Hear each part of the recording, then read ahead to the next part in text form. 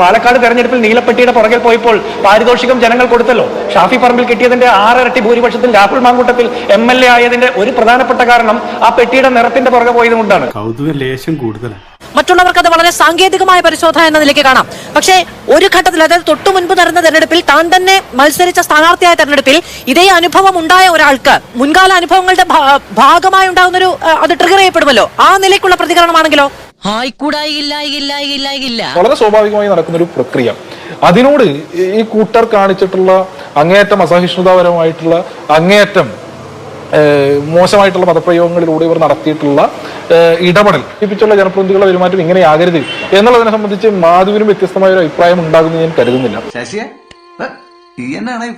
മതതീവ്രവാദ സംഘടനയായിട്ടുള്ള ജമാഅത്ത് ഇസ്ലാമിയെ വെള്ളപൂശി ഇത് കുഴപ്പമില്ല, കൂട്ടത്തിൽ കൊണ്ടുപോയി ഇരുത്താൻ വേണ്ടി കഴിയുന്ന ആളുകളാണ്, ഇവർക്ക് പഴയ തീവ്രവാദ സ്വഭാവമൊന്നുമില്ല, ഇവരെ ആകെ ഞങ്ങൾ നന്നാക്കി കളഞ്ഞിട്ടുണ്ട് എന്ന സർട്ടിഫിക്കറ്റ് വിതരണം VD സതീശൻ എന്ന കേരളത്തിന്റെ പ്രതിപക്ഷ നേതാവ് നടത്തിയിട്ടുള്ളത്. നിനക്ക് ഇപ്പോഴും നല്ല വിഷമമുണ്ടല്ലേ? മാതൃഭൂമി പോലെ കേരളത്തിലെ ഏറ്റവും പ്രധാനപ്പെട്ട ഒരു ചാനൽ അവരുടെ പ്രൈം ടൈം ഈ പറഞ്ഞ പെട്ടി എന്ന് പറഞ്ഞുകൊണ്ടൊരു ചർച്ചയിലേക്ക് പോയി വന്ന് നിൽക്കുന്ന ഒരു സാഹചര്യം ഉൾപ്പെടെ പാലക്കാട് തെരഞ്ഞെടുപ്പുണ്ടായ സമയത്ത് ഒരു രാത്രി അവിടെ നിറഞ്ഞു നിൽക്കുന്നുണ്ടായിരുന്നില്ല രാത്രിക്ക്. എനിക്ക് അതിന്റെ ആവർത്തനം എന്ന നിലയ്ക്ക് കാണുമ്പോഴാണ് ഇത് തുടർച്ചയായ അനീതി എന്നവർക്ക് ചിന്തിക്കാനുള്ള ഒരു സാഹചര്യം ഉണ്ടാകുന്നത്. അതിപ്പോ KPCC പ്രസിഡന്റിനോ PC വിശ്വനാഥിനോ K രാധാകൃഷ്ണനോ മറ്റുള്ളവർക്ക് ആർക്കും അത് തോന്നണം എന്നില്ല. അത് വളരെ വ്യക്തിപരമായി നേരിടേണ്ടി വന്ന ആളുകൾ എന്ന നിലയ്ക്ക് ഇത് തുടരുന്ന അനീതിയാണല്ലോ എന്ന നിലയ്ക്ക് രീതിയിൽ തുടർച്ചയായ അനീതി ഉണ്ടാകുന്നു എന്നൊരു തോന്നലുണ്ടാവില്ലേ? ഇതിപ്പോ പെട്ടി പാലക്കാട്, പെട്ടി നിലമ്പൂര്, എന്തിനാണ് കോൺഗ്രസ് നേതാക്കളുടെ പിന്നാലെ പെട്ടിയും തപ്പി നടക്കുന്നത് പോലീസ് എന്നൊരു ചോദ്യമല്ലേ? വളരെ സ്വാഭാവികമായി നടക്കുന്ന ഒരു പ്രക്രിയ. ആ പ്രക്രിയ നടക്കുന്നു എന്നുള്ളതിനപ്പുറത്തേക്ക് ഇവരെ ആക്ഷേപിക്കുന്ന നിലയിലേക്കോ അല്ലെങ്കിൽ ഇവർ ആ കള്ളപ്പണത്തിന്റെ ഏജന്റുമാരാണ് എന്ന് സ്ഥാപിക്കുന്നതിന് വേണ്ടി ഇവിടെ ആരും നിന്നിട്ടില്ല. സ്വാഭാവികമായിട്ടും എന്താ പറയാ, ഞാനത് പറയാൻ വേണ്ടി ഉദ്ദേശിക്കുന്നില്ല, പോട്ടെ, അതെന്തോ ആയിക്കോട്ടെ. അങ്ങനെ നടന്നൊരു സ്വാഭാവിക പ്രക്രിയ കാണുന്ന ഘട്ടത്തില് അത് ഞങ്ങളെയാണ് എന്ന് പറഞ്ഞ് പൂരപ്പറമ്പിലെ ഈ പറഞ്ഞ കള്ളന്റെ മാതിരി ഇടപെടേണ്ടുന്ന, പെരുമാറേണ്ടുന്ന സ്ഥിതി ഇല്ല എന്നതാണ് സൂചിപ്പിക്കാനുള്ളത്. ഈ അറിവ് എവിടെ നിന്ന് കിട്ടി?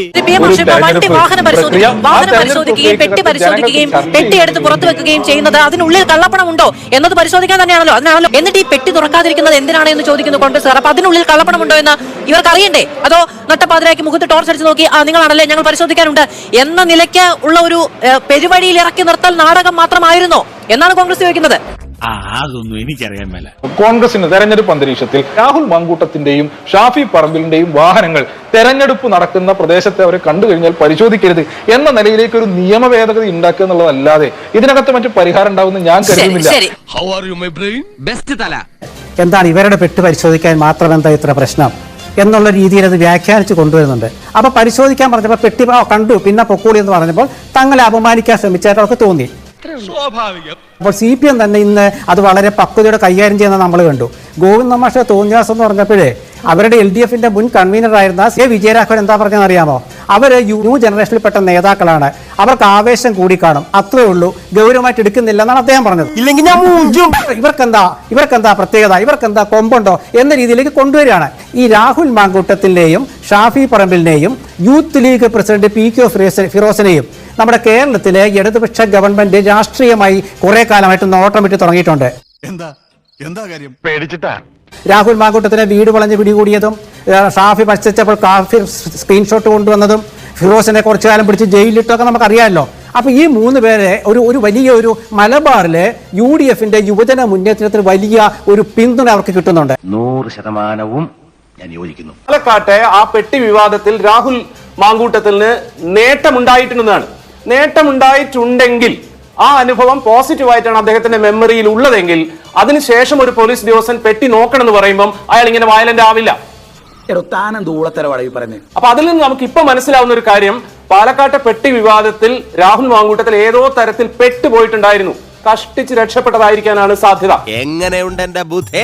കൊണ്ട് ഉപ്പിലിട്ട് വെക്കുക. ഇനി അതിന്റെ പോസിറ്റീവ് വശമാണ് രാഹുൽ മാങ്കൂട്ടത്തിന് മനസ്സിലുണ്ടാകണം എന്ന് നമുക്ക് നിർബന്ധം പിടിക്കാൻ കഴിയില്ല. വോട്ടെണ്ണി നോക്കിയിട്ടല്ലോ മനുഷ്യന്റെ മാനസികാവസ്ഥ നമുക്ക് പ്രകടമാക്കാൻ കഴിയുന്നു. അന്ന് രാത്രി മുഴുവനും അന്ന് അദ്ദേഹത്തിന്റെ സഹപ്രവർത്തകർ മുഴുവനും അനുഭവിക്കേണ്ടി വന്ന ഇത്തരം ഇൻസെക്യൂരിറ്റി അദ്ദേഹത്തെ ട്രിഗർ ചെയ്യാൻ പാടില്ല എന്നൊന്നും പറയാൻ കഴിയില്ല. മനസ്സിലായോ?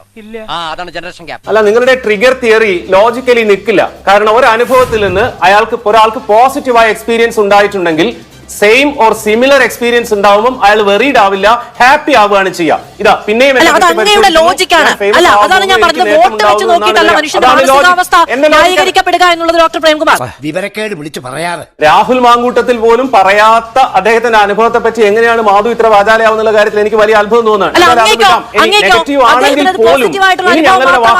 അങ്ങേക്ക് എങ്ങനെയാണ് ബോധ്യമുണ്ടാവുക? എന്റെ ബോധ്യത്തെ കുറിച്ച് അങ്ങ് ചോദിക്കുമ്പോൾ അദ്ദേഹത്തിന് അത് വളരെ പോസിറ്റീവായിട്ടുള്ള അനുഭവം മാത്രമായിരിക്കുമെന്ന് അങ്ങ് എങ്ങനെയാണ് ബോധ്യപ്പെടുക? ഭാരിച്ച ചോദ്യം ചോദിച്ച് എന്നെ വെറുതെ ബുദ്ധിമുട്ടിക്കണ്ട. പക്ഷെ മാധു, ഞാൻ പറഞ്ഞ എന്താണ്, പാലക്കാട്ടെ പെട്ടി വിവാദത്തിൽ രാഹുലിന് മെച്ചമാണ് ഉണ്ടായിട്ടുള്ളതെങ്കിൽ അങ്ങനെ നിങ്ങൾ പറയുന്നുണ്ട്. അങ്ങനെയാണെങ്കിൽ അടുത്ത തവണ ഇതേ എക്സ്പീരിയൻസ് വരുമ്പോൾ അയാൾ ഹാപ്പി ആവുകയാണ് വേണ്ടത്. അത് എല്ലാവരുടെ കേസിൽ ആപ്ലിക്കബിൾ ആയ സാധനമാണ്. അപ്പൊ ഇത് രണ്ടും കൂടെ ഒന്നിച്ച് പോയില്ല എന്ന് മാത്രമാണ് ഞാൻ പറഞ്ഞിട്ടുള്ളത്. പക്ഷെ കേരളത്തിലെ മുഖ്യമന്ത്രിയുടെ വാഹനം പരിശോധിച്ചിട്ടുണ്ടോ? BJPയുടെ സംസ്ഥാന പ്രസിഡന്റിന്റെ വാഹനം പരിശോധിച്ചിട്ടുണ്ടോ? ഷാഫി പറമ്പിലോട് പെട്ടി എടുത്ത് ഡിക്കിയിൽ താഴെ വെക്കാൻ പറഞ്ഞു. എന്തിനാ? പെട്ടിയുടെ നിറം കാണാൻ വേണ്ടിയിട്ടാണോ? സ്വാഭാവികമായിട്ടും പെട്ടി പരിശോധിക്കാൻ ആഗ്രഹിക്കുന്ന ആളുകൾ പെട്ടി തുറന്നുകൂടി പരിശോധിക്കണമെന്ന് ആവശ്യപ്പെട്ടത് സ്വാഭാവികമാണ്.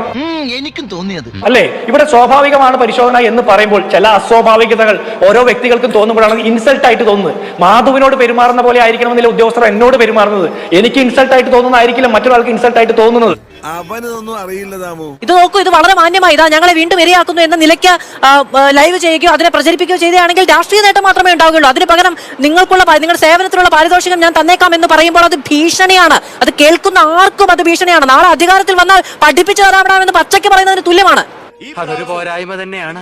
പാലക്കാട് സംഭവിച്ചതിന്റെ റിസൾട്ട് രാഹുൽ മാങ്കൂട്ടത്തിൽ അനുകൂലമായതുകൊണ്ട് അയാൾക്ക് ഇത്തരം സാഹചര്യങ്ങൾ നാളുകളിൽ ഉണ്ടാകുമ്പോൾ ഇതുപോലെ ഇൻസൾട്ട് ചെയ്യുമ്പോൾ സ്വാഭാവികമായിട്ടും പോസിറ്റീവ് ഫീലിംഗ്സ് ഉണ്ടാകുന്നതെന്ന് ചിലപ്പോൾ അനുഭവങ്ങളിൽ നിന്നായിരിക്കും ഓരോരുത്തരും പറയുന്നത്. നമുക്ക് അതിനെ വിലയിരുത്താൻ പറ്റില്ല. പ്രേംകുമാറിന് അദ്ദേഹത്തിന്റെ അഭിപ്രായം പറയാം. സ്വാഭാവികമായിട്ടും അതിലൊരു പോസിറ്റീവ് ഫീൽ അല്ല. രാഹുൽ ഷാഫി പറമ്പിലും അങ്ങനെ ആയിരിക്കില്ല. ഞങ്ങളുടെ ജിൻഡോ, ഞാൻ പറഞ്ഞിട്ടില്ല. ഈ പാലക്കാട് തെരഞ്ഞെടുപ്പിലെ ഞങ്ങളുടെ വനിതാ നേതാക്കന്മാരായിട്ടുള്ള ബിന്ദു കൃഷ്ണയുടെയും ഷാനിമോൾ ഉസ്മാന്റെ വാതിലിൽ പാതിരാത്രി വന്ന് വനിതാ പോലീസുകാരില്ലാതെ പുരുഷ പോലീസുമാർ വാതിൽ മുട്ടുമ്പോൾ ഞങ്ങൾക്ക് അതൊരു പോസിറ്റീവ് ഫീലിംഗ് അല്ല പ്രേംകുമാറെ. CPM-കാർ ഉൾപ്പെടെയുള്ള സാധാരണ മനുഷ്യർക്ക് അത് പോസിറ്റീവ് ഫീൽ അല്ല എന്നുള്ളതിന്റെ തെളിവാണ് 18,000-ലധികം ഭൂരിപക്ഷത്തിൽ രാഹുൽ മാങ്കൂട്ടത്തിൽ ജയിക്കേണ്ട സാഹചര്യം ഉണ്ടായത്. എന്താ ശരിയല്ല മാവ? പിന്നെ രാഹുൽ മാങ്കൂട്ടത്തിന്റെ മറുപടി മോശമായി പോയെന്ന് അങ്ങനെ മാധുവിന്റെ നിരീക്ഷണം ഞാൻ അതിനെ പോസിറ്റീവായിട്ട് തന്നെ കാണുന്നത്. മാധ്യമ പ്രവർത്തകർക്കോ കേരളത്തിലെ ഉദ്യോഗസ്ഥർക്കോ പോലീസുകാർക്കോ അത്തരത്തിലൊരു ഭീഷണിയായിട്ട് തോന്നുന്നുണ്ടെങ്കിൽ ഞങ്ങൾ ഭീഷണിയായിട്ടല്ല പറഞ്ഞ് ജനങ്ങൾ അതിനുള്ള പ്രത്യുപകാരം കൊടുക്കും, പ്രതിഫലം കൊടുക്കും, പാരിതോഷികം കൊടുക്കും എന്നാണ് ഞങ്ങളുടെ പൊളിറ്റിക്കൽ സ്റ്റേക്ക്. പക്ഷേ ഇനി അതിനപ്പുറത്ത് ഭീഷണിയായിട്ട് തോന്നുന്നുണ്ടെങ്കിൽ ഞങ്ങളുടെ ചെറുപ്പക്കാരുടെ തലയടിച്ച് പൊട്ടിച്ച മുഖ്യമന്ത്രിയുടെ ഗൺമാനായിട്ടുള്ള ആളുകൾ ഉൾപ്പെടെയുള്ളവർക്ക് അങ്ങനെയും വേണമെങ്കിൽ വിചാരിക്കാം. കോൺഗ്രസിന് മാറ്റങ്ങൾ ഉണ്ടെന്ന് തിരിച്ചറിയാൻ കേരളത്തിലെ മാർക്സിസ്റ്റ് പാർട്ടിയുടെ പിണറായി വിജയന്റെ അടിമകളായിട്ടുള്ള സർക്കാർ ഉദ്യോഗസ്ഥർക്ക് ഒരു തിരിച്ചറിവ് കൂടി ഉണ്ടാകേണ്ടത് നല്ലതാണ്. എന്ന് വെച്ച് ഞങ്ങൾ അവരെ പരിപാടിയിൽ തല്ലുമെന്നോ ആക്രമിക്കുമോ എന്നല്ല. പക്ഷെ അവർക്കൊരു തിരിച്ചറിവ് ഉണ്ടാകണം. ഒരു ചേഞ്ച് ഇഷ്ടമല്ലാത്തത് ഭീഷണിയായിട്ട് തോന്നുന്നവർക്ക് അങ്ങനെ എടുക്കാം. ഞങ്ങൾ പറഞ്ഞത് ജനങ്ങൾ കൊടുക്കുന്ന പാരിതോഷികത്തെ കുറിച്ചിട്ടാണ്. ജനങ്ങൾ വിലയിരുത്തട്ടെ ഞങ്ങൾ പറഞ്ഞത് ശരിയോ തെറ്റോ എന്ന്. തടയുന്ന എന്തിനാണെന്ന് വെച്ചാൽ അവരെ അവഹേളിക്കുമ്പോൾ യുവജന രോഷം ഉണ്ടാകും. അത് പല രീതിയിലാകുമെന്ന് മാത്രം. അതിനൊരു തീരുമാനമായി.